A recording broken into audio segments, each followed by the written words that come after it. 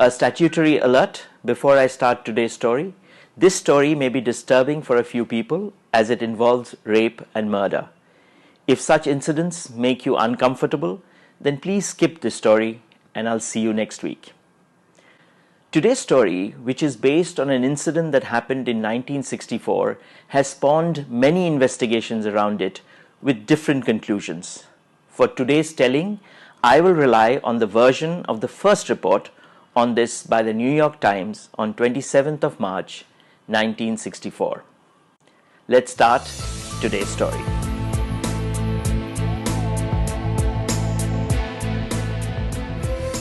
On the 14th of March 1964, a small 125-word article appeared in the inner pages of the New York Times. It reported the murder of a 28-year-old woman in Queens, a suburb of New York. It was a small article tucked away in the inner pages. This was perhaps due to the fact that it was just one of the 636 murders that happened in New York that year. However, about 2 weeks later, a reporter was told by the assistant chief inspector of the borough that he was still shocked about the case.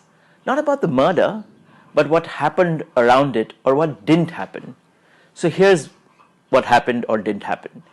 On the 13th of March 1964, Kitty Genovese, a 28-year-old bartender, closes her bar at 2:30 a.m. and is driving home to her home in Queens. A 29-year-old man, Winston Mosley, notices her at a traffic light and starts following her. Kitty is unaware of this. She parks her car in an alley or the side street about 100 feet from the main door of her apartment block.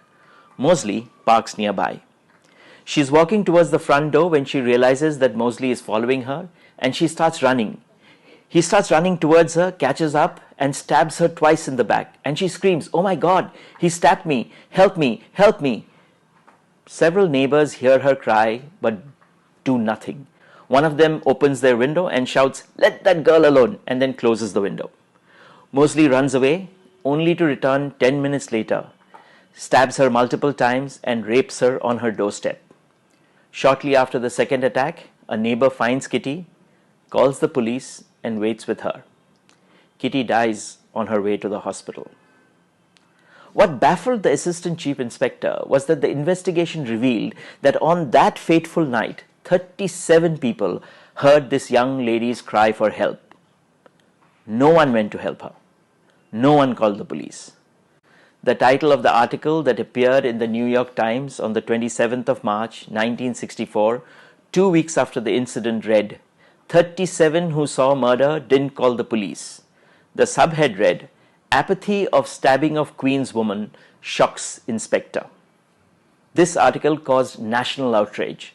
How could all those people do nothing and let someone die? This incident led to a lot of discussion and introspection.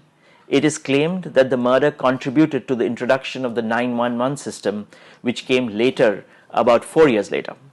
This phenomena is called the bystander effect.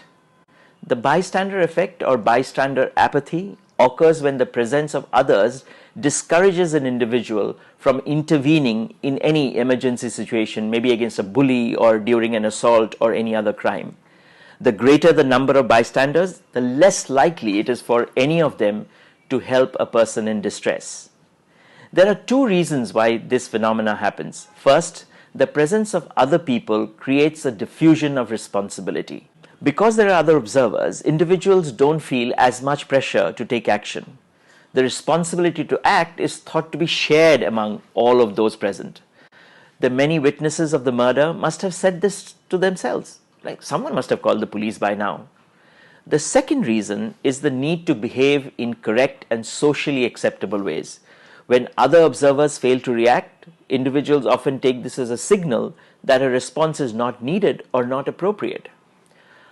What can you do to overcome the bystander effect? Some psychologists suggest that simply being aware of this tendency is perhaps the greatest way to break the cycle. When faced with a situation that requires action, understand how the bystander effect might be holding you back and consciously take steps to overcome it. Many of you who have traveled to the US post 9/11 would have heard the Homeland Security slogan, "If you see something, say something. And this has been repeated over and over again in crowded public places like the metro and the airport. But what if you are the person in need of assistance?